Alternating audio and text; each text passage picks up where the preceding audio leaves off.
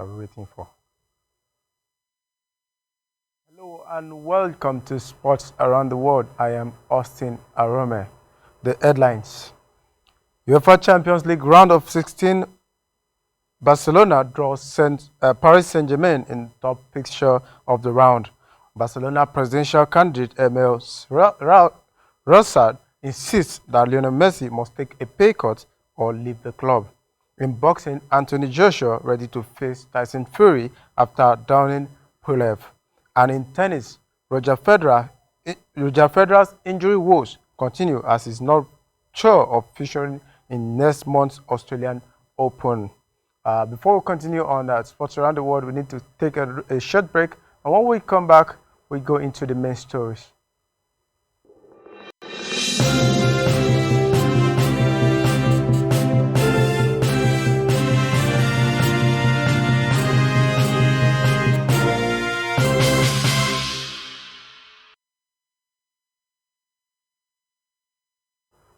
Welcome back. Wilfred Ndidi has expressed delight after helping Leicester City claim all 3 points and also kept a clean sheet in their home win against Brighton on Sunday. Ndidi, who recently returned to action after being sidelined since September with injury, featured in the comfortable win before being replaced late in the game. His Nigerian teammate Kelechi Iheanacho was an unused substitute for the Foxes, and reacting to the win, the Super Eagles midfielder wrote on his verified Twitter handle, "Another 3 points, a clean sheet to start a new week." Moving on to our next story, still talking football, former Nigerian international Sam Soji has called on the League Management Company of Nigeria as a matter of necessity, get the Nigerian Professional Football League underway after a series of postponement and uncertainty surrounding the commencement of the 2020-2021 MPFL season. Soji, speaking in a chat with Billa.net, charged the league organizer to look for a way out of the current situation, which no longer seems tenable, with various leagues coming back if COVID-19 was a reason for a standstill before now. He argued that the lack of football will affect all spheres of football in Nigeria. The LMC needs to try and do something about it, said Soji. Moving on to our next story, Liverpool will face last season's semi-finalist Leipzig in the last 16 of the Champions League, while Chelsea come up against Atletico Madrid. Manchester City will face Borussia Mönchengladbach, who are in the last 16 for the first time since 1978. Holders Bayern Munich face Italian side Lazio, who are in the knockout stage for the first time in 20 years. Barcelona face Paris Saint-Germain in arguably the tie of the round, a repeat of their 2017 classic. All three of the Premier League team will be away for the first leg before having home advantage for the return matches. The first leg will be spread across 2 weeks, taking place on 16th, 17th, 23rd and 24th February, with the second leg on the 9th, 10th, 16th and 17th of March. Other Champions League results include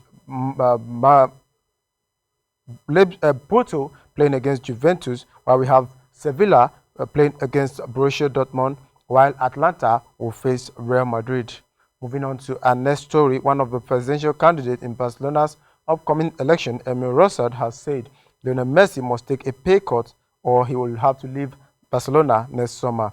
Messi's future has been the subject of heavy speculation ever since he handed a formal transfer request last summer in the wake of Barcelona humiliating 8-2 Champions League defeat by Bayern Munich.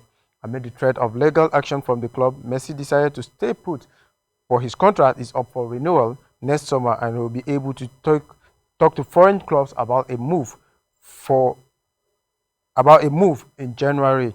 Premier League giant Manchester City are believed to still be interested in uniting Messi with Pep Guardiola in England, while PSG will be keen on bringing him into a front three which includes Neymar and Kylian Mbappe. There's also a possibility that he stays and finishes his career at the Camp Nou, but any talk of new deal are probably going to be put on hold until the presidential elections are held next month. For Russell, who claimed that Messi, who earned £500,000 per week at Nou Camp, could have to take a pay cut in order to stay at Barcelona when talks begin. Messi, who scored the winner of Saturday's night victory over Levante, struggled for form so far this season, with Barcelona 9 points behind La Liga leaders Real Sociedad. Barcelona candidates all offer differing viewpoints on Messi's future, with Victor Font, the frontrunner, last week admitting he is convinced he can keep Messi at the club. Jedi Ferrer has also boasted he will have the Argentines sign up just one day after the election if he is victorious. Let's take a short break, and when we come back, we continue on sports around the world.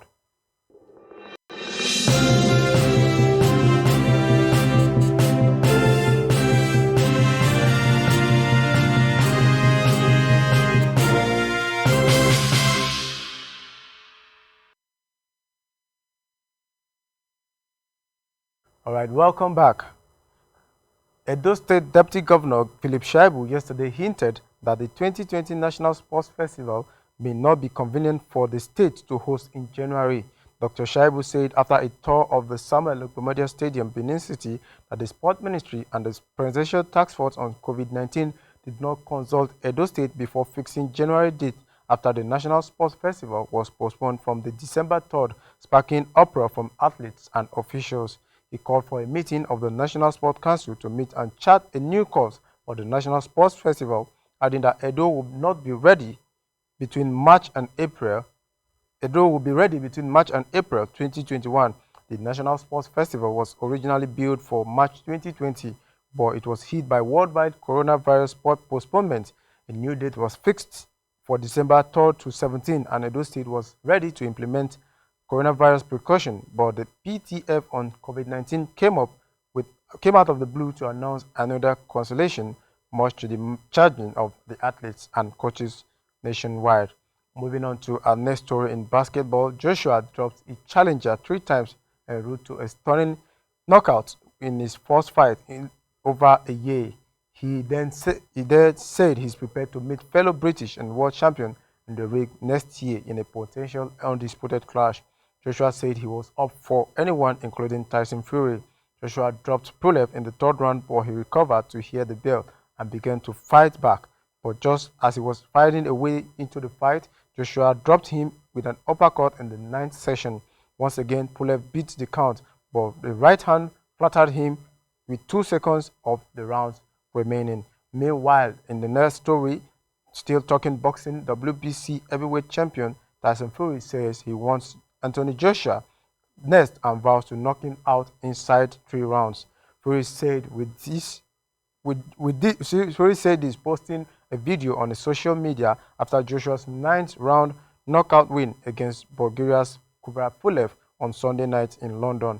According to Fury, Anthony Joshua was asked if he wanted to fight and he could not give a definite answer, but he wants to fight next and I will knock Joshua out in 3 rounds. Fury's US-based promoter Bob Arum said the stage appears for the biggest heavyweight champion fight since Ali Frazier in 1971 when Fury meets Joshua for the undisputed crown. Joshua promoter Eddie Hearn told reporters that preparation has already commenced for the fight against Tyson Fury. Moving on to our next story, Roger Federer said he's recovering from 2 surgery on his knee earlier this year has taken longer than expected and is unsure whether he will take part in the Australian Open. Federer, who turns 40 in August next year, has not played a competitive match since losing to Novak Djokovic in this season's semi-finals at Melbourne Park.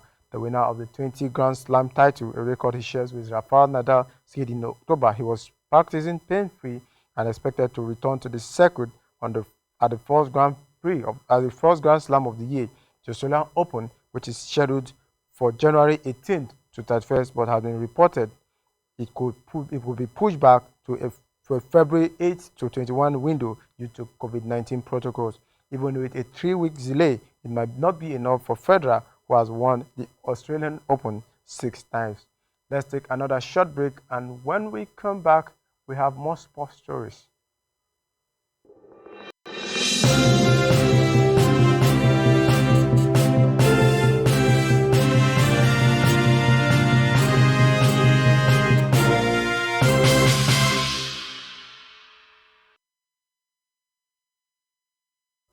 Welcome back.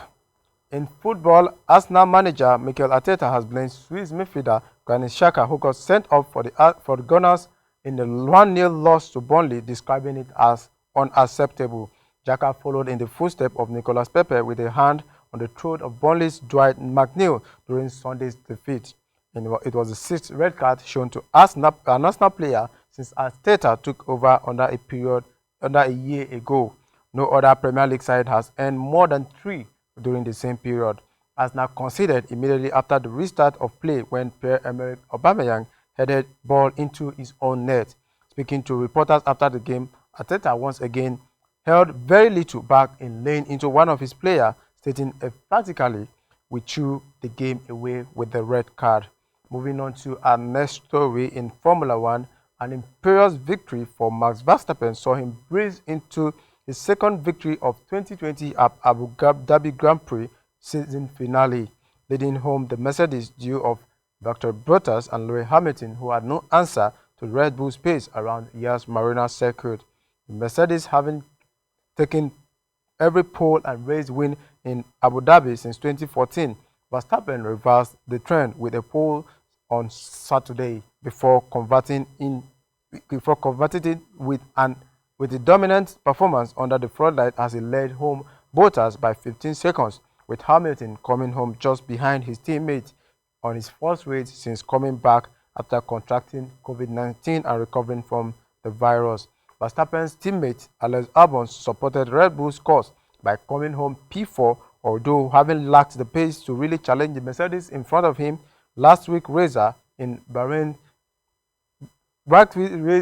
in Bahrain, Sergio Perez, retired with a suspected transmission problem on lap 10 of the race. Hamilton was said to have been contented with the third-place finish.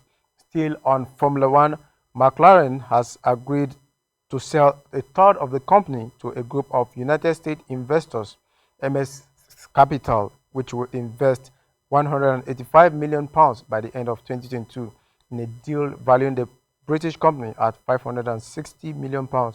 The consortium, who initially bought 15% of the firm running McLaren's F1 and IndyCar team, will rise to 33%.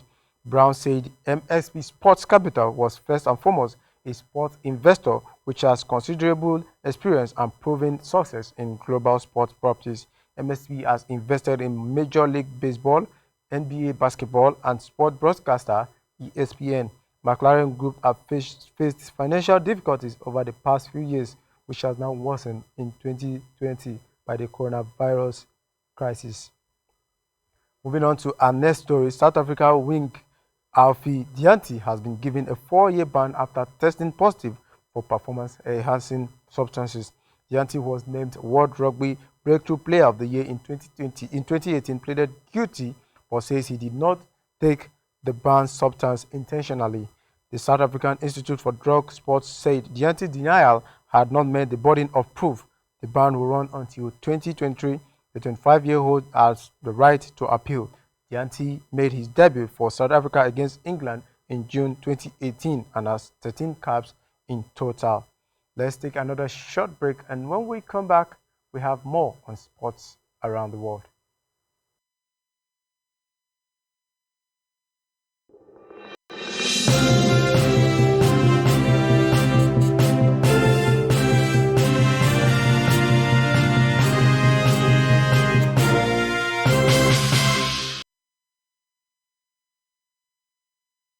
Welcome back. Nigerian striker Omar Sadiq scored for the third consecutive game as Almeria defeated Malaga 3-1 in a Segunda Division game at the Estadio Mediterraneos on Sunday. Sadiq opened scoring for Almeria in the 11th minute after it was set by Fran Balaba, and Joaquin Munoz equalized for the visitor late in the first half. The home team, however, scored after a break through Nicola Maras and Laji Ramazani. Sadiq was replaced by Rodolfo Pedric in the 82nd minute. The 23-year-old has scored 6 goals in 16 appearances for Almeria this season. Still talking football, Al Ahly forward Junior Ajayi has been ruled out for 3 months with an ankle injury. The club has confirmed on Saturday. Ajayi picked up injury in Al Ahly CAF Champions League final clash against rival Zamalek at the Cairo International Stadium last month. The Nigerian international was suspected to have ruptured his Achilles, but Abdul Hafiz confirmed that it's an ankle injury, saying Ajayi injury is not related to his Achilles tendon, but to the ankle. The 24-year-old is now set to miss up to 12 weeks of action, including a game against Zamalek, Wadi Degla, El Habi, and Ittihad of Alexandria. Ajayi was part of Al Ahly's squad that won the treble last season after starting in the Champions League final against Zamalek, while also featuring in most Egyptian Premier League games. Moving on to our next story, Paris Saint-Germain's forward Neymar was carried off on a stretcher, which appeared to be a serious ankle injury during his side's defeat by Lyon. The Brazilian was pictured screaming in agony and clutching his ankle after suffering the injury in stoppage time. It followed a poor challenge from Thiago Mendes, who was sent off. Kino Cadwere scored the only goal of the game as PSG dropped to third in the table, 1 point behind leaders Lille and second place Lyon. PSG boss Thomas Tuchel said Neymar would have to test to establish how serious the injury was. Neymar, 28, joined PSG for a world record of 22 million euros from Barcelona in August 2017. He has helped the club win 3 consecutive League One title as well as reaching the last season's Champions League final. Still talking football, Glasgow Rangers manager Steven Gerrard is confident that they can continue to rise to the challenge this season as they look to maintain their unbeaten run in the coming weeks. The Jets returned to domestic action on Sunday after rounding off their Europa League Group D campaign with an impressive 2-0 win over Lech Poznan, and it was to prove another pleasant afternoon for Gerrard as goals from James Trevnier and Conor Godson clinched a 2-1 victory away to Dundee United. Rangers faced a Bedford Cup quarter-finals with St Mary's in midweek, and Gerrard is encouraged by the mentality and performance level in his form side at present. Let's take another short break, and when we come back, we'll be rounding up on sports around the world.